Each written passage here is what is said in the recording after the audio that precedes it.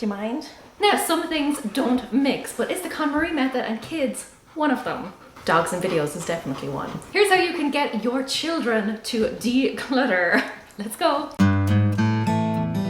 Hi guys, it's Laura and my actual kid is at Disney World today, so I have my other kid, Jovi, here with me. She will be in and out in between sniffing sessions, but let's talk not only about how to get your kids to declutter, but also how to stop them wanting everything when you bring them shopping. Now, I want to say up front that depending on their age, you might want to exclude them from the decluttering process altogether. You know, it's really a judgment call. You will know your kids best. You will know whether it's better for your family, for you or the grown-ups to declutter and leave them out of it for now. However, I would definitely recommend that you at least consider it, because what it does is it teaches them the skill early on. Plus, if you do it exclusively when they are young, it's going to be much harder for them to get on board when they are older. They just won't have the experience. It won't have become a habit for them. It's going to be so much harder to turn around and expect them to do it when they're older. But again, a total judgment call. You know what is best for you and your family. Now, this first one is probably going to be the hardest. It's the one that I struggle with the most, but that is not using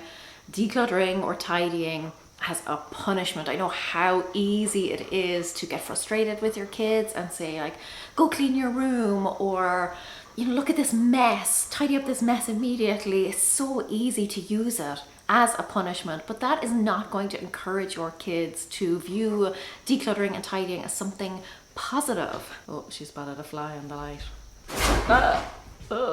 That is not what is going to encourage them and make them enthusiastic about tidying up. So try not to use it as a punishment. Try not to use it as an obstacle that is kind of standing in the way of something that they want to do. And a good way to do that is to kind of give them a heads up. Let them know in advance that, for example, Saturday afternoon is when you are going to be spending some time decluttering and tidying. That way they then know that it's just something that's on the schedule. They already know that it's coming up. It's not going to come as this horrible shock and surprise to them. It's something that is already pre-planned, pre-prepared, pre-decided. Take as much of the kind of bad stuff out of decluttering as you can. Look, the reality is that even us grown-ups aren't always motivated to declutter, so making it out to be something worse than it actually is not going to encourage your kids to get on board with decluttering. Don't make it worse than it needs to be. Don't kind of spring it on them out of the blue, and don't make it something that takes away from something that they really want to do. Just make it all part and parcel of everyday life. My next tip for you then is to let them see you do it. Talk them through the process as you are decluttering. Let them sit in and kind of, you know, lead by example, show them how it's done. That's a great way to kind of start them off, because they have no skin in the game. You know, it's not their stuff that is going, but at the same time, they get to see the process, to see what it's like. You can talk them through it. You can explain the benefits of it and try and explain it in their terms. So we each have, you know, a particular reason why we want to declutter. But for kids, you know, it can be different. They want to play and they want to have that space to play. So talking about it in terms of that, you know, that we are creating more space so that we can spread out and play more games. And, you know, by having less things, that means less things to clean, and therefore we have more time to play games. Really focus on what the benefits will be for them. But again, you can also explain what the benefits are for you personally. Like I said, just taking them through the process. You can also explain the downsides to having too much stuff. You know, things get lost, things get broken. We spend a lot of time trying to clean things and look for things, etc. But explain why you are getting rid of things and why that's a good thing. You can even make a game of it. So for example, maybe you've got 3 piles. One is stuff to keep, one is stuff to donate, and one is stuff to, you know, recycle or to trash. For each item, you can say, you know, which pile does this belong to? And then, you know, maybe throw it in that pile. Maybe you've got 3 baskets lined up, and you can make a bit of a game out of it. And that way your kids see that it can be an enjoyable process. So let them start by learning from you. Show them and teach them how to do it, and show them that it's not a bad thing. A lot of kids want to copy their parents. You know, they want to be grown up. They want want to do grown-up things. So by you leading by example and showing them what you are doing, it makes it more likely that they will willingly take to that thing themselves. I would say as well, explain where the stuff is going, because very often for kids, when you take away their toys, they just think they are being deprived, you know, that stuff is just going to end up in trash somewhere. They can become very attached to their toys, so it can be, you know, hard for them to accept that that is just maybe going in the bin or something. Instead, if you explain to them what is happening, you know, maybe that you are donating them to do you mind? That you're donating them to boys and girls or doggies who don't have that there are boys and girls out there who have no toys or very few toys and can't afford lots of new things. Then all of a sudden, it's not just that you're trashing all of their, you know, favorite toys. Instead, they are sharing those toys with other kids. That can make it a lot easier for them to accept letting go of their toys, not just getting rid of them, it's passing them on. Their toys will still be played with and still be loved. You know, knowing that someone else is going to be taking care of them, that can really help take the sting out of it for them. Kids generally do want to be helpful, so encourage that. Belly rubs. You're all about the belly rubs. It also works really well before a big event. So for example, Christmas or right before their birthday, any sort of time when they would expect to be getting new toys. When there is new stuff coming into the house, you know, when they've got the promise of new toys, that can make it a little bit easier to part with the old stuff because they want to make space for all of these new things. That is something that has worked really well in this house. Particularly coming up to Christmas, we say that Santa is going to take some old toys away and he's going to fix them up and then, you know, re-gift them to other kids once they are all shiny and new again. So if you're looking for a really good time to declutter, a time when your kids will be more likely to get involved, will be more eager to do it, think about an upcoming birthday or event or holiday or something like that. Do you see your little doggy friend? Is Bella out there? Another thing that works exceptionally well is to offer to help. You know, nobody likes to be just told to do something and then left to their own devices to do it. Particularly kids, they want company. They want to feel like someone is there with them, playing with them, or just spending time with them. Like this one, massive attention seeker. Now, I am definitely not saying do everything for them, you know, just do the job for them. No, but be there to help them and to answer any questions that they have. Again, talk through the benefits and just help them move things from one place to another. And if they do ask questions, don't give them very specific answers. You know, like if they ask you, should I keep this thing, or where does this thing go? Don't just tell them, ask them questions that will help them think through the process. So if they ask you, you know, where should I put this? Then ask them, well, you know, where would you look for this? Or do you think this is more of a craft item or more of a dress-up item, for example? You could certainly guide them. So if, for example, they have a lot of dolls and doll accessories, you could just point out to them that it may make sense to keep all of those things in one place so that it's easier to find them. You know, giving them some food for thought, but letting them make decisions about what goes where, whatever makes sense to them. Kids have their own thought processes, and let's be honest, they're not always logical, but it makes sense to them. So like I said, just guide them, help them along. They will really enjoy the company. That will make the process easier for them, but let them think through and let them make the decisions. Just being there with them, having that bonding time is going to make the whole process much more enjoyable for them. Jovi does not understand that she is too big to be a lap dog, so she just kind of stands over you, just leans against you. Isn't that right? Isn't that right? Yes. The next point is probably the most important if you take nothing else away from this video. This is the one that is going to save your sanity, and I know it's much easier said than done, but that is to lower your expectations. And when I say lower, I mean like all the way to the floor. The reality is they're kids, you know, and particularly for something like this, as with everything, it takes practice. They may not take to it immediately, and that's perfectly normal. Like, even with me, I've been decluttering for several years now, but you know, when I first started, did I do it perfectly the first time around? Like, am I doing it perfectly now? Absolutely not. So don't expect massive results. Don't expect them to get rid of lots, or honestly, even anything, the first time you try this. It's going to take time, it's going to take practice, and for you, the practice is practicing patience. But the harder they feel that they are being pushed, the more they're going to resist. So give them a little bit of grace. You know, remember that nobody is good at anything the first time they try it, not even grown-ups. So for kids, give them a lot of leeway. If they don't feel under any pressure, if they don't feel like they have to get rid of something, they're going to be more inclined to, involve themselves in the process the next time round. It's not going to feel, oh, that the delivery guy. You'll be standing guard there.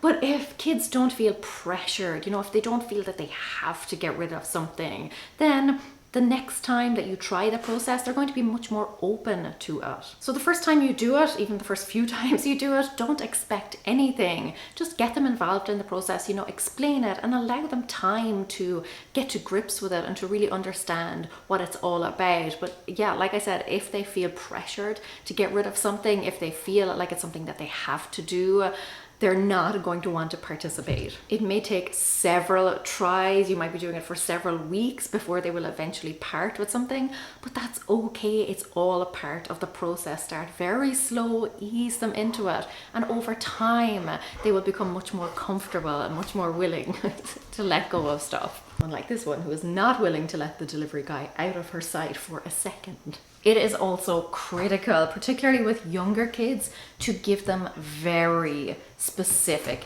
instructions. Not just saying things like go clean your room or tidy up the living room or something like that, tidy up your toys.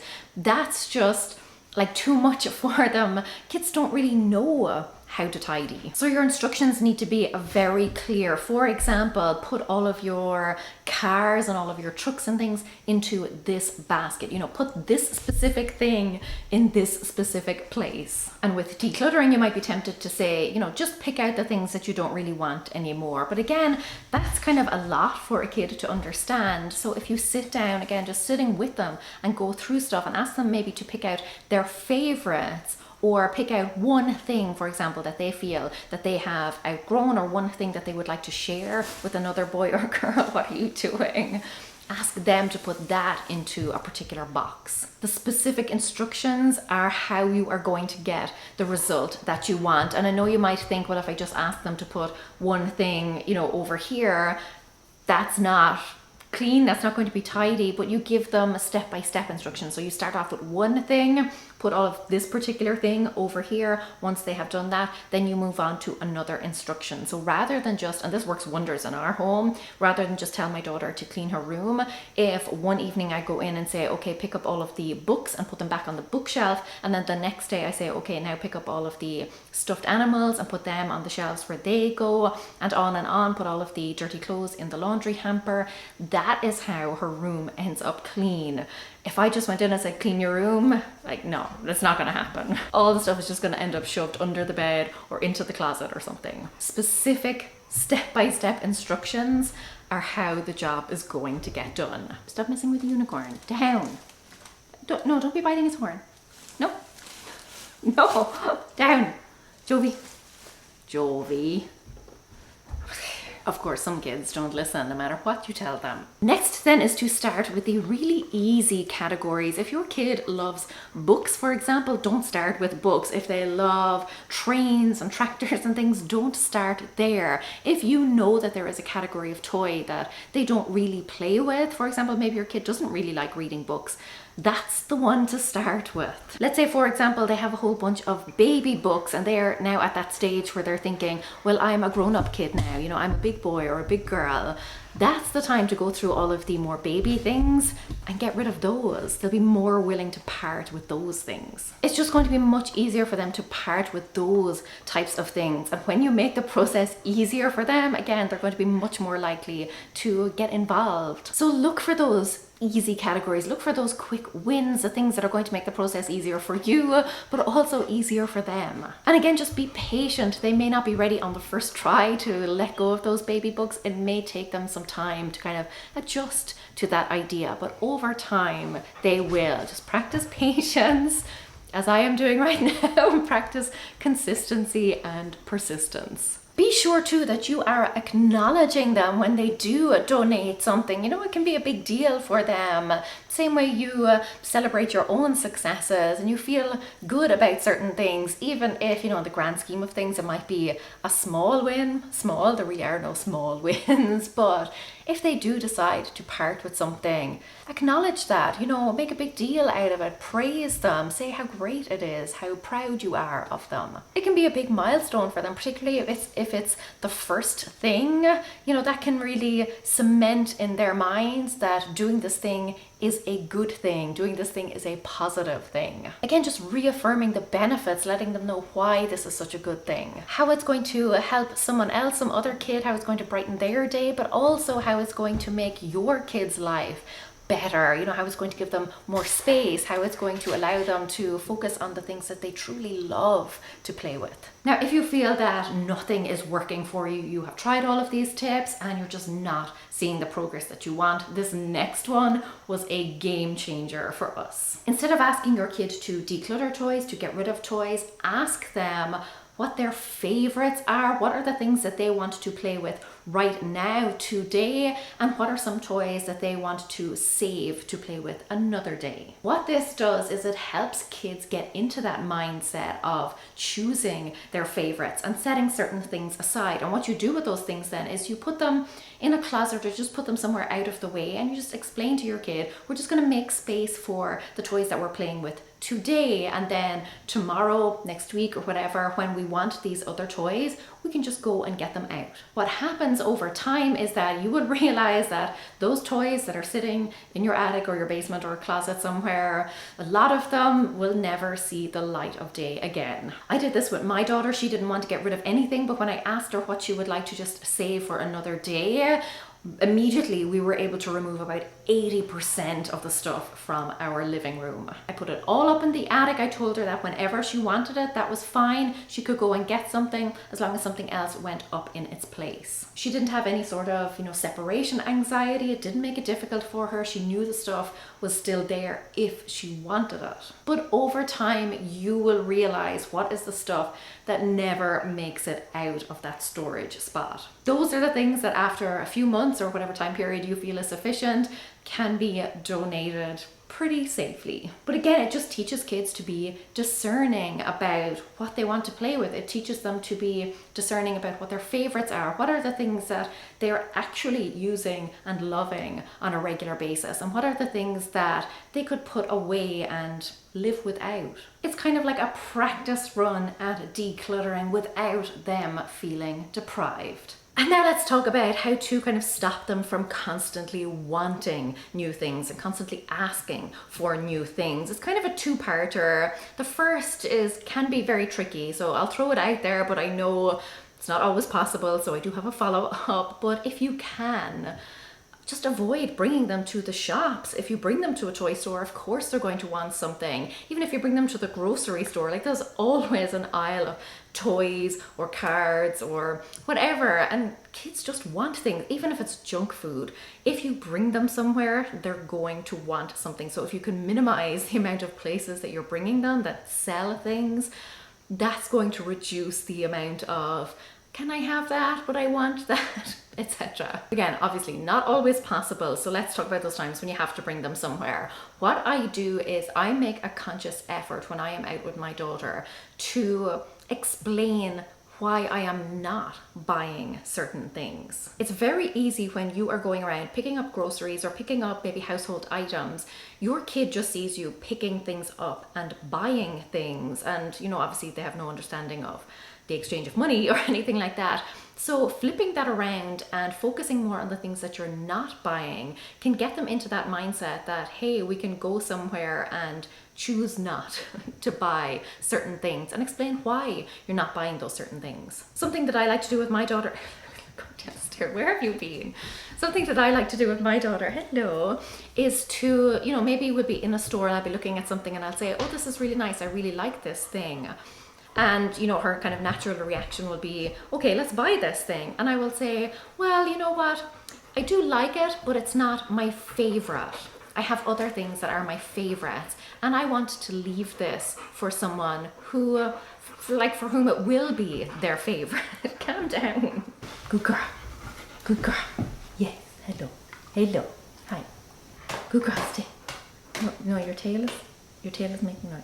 That way she gets to see that you can walk into a store and not buy something. You can see something and like it and not buy it. You know, when you just help them to have a different kind of perspective on something, that yes, you might like this thing, but somebody else might love it. You know, leave it for somebody who will really appreciate it. Or even things like, you know what, no, I am choosing not to buy this thing today because I really want something else and I'm saving up my money for that other thing. Again, you are leading by example. You're showing them how it's done. Like, decluttering is great and all, but actually not bringing new stuff into the house is what is going to make your job from here on out so much easier. Just explaining that you're not buying something and why you're not buying something can really help kids to grow up with that mentality that no, they don't just get whatever they want, and there is another way of looking at it. That just because you like something, and this is a lesson I only learned myself as a grown woman like a few years ago,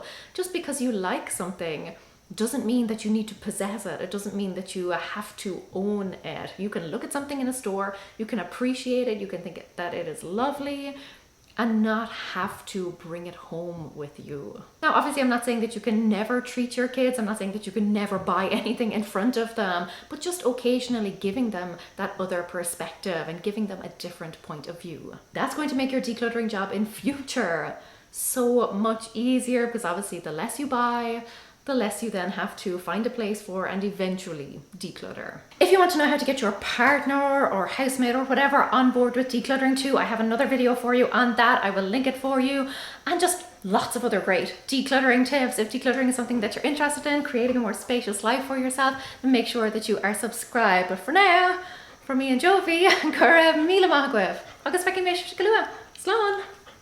Can you say Slán? Can you say Slán? No, you can't. Hi. Hi. Good girl. You're very good. Very good. Yes, Mama loves you.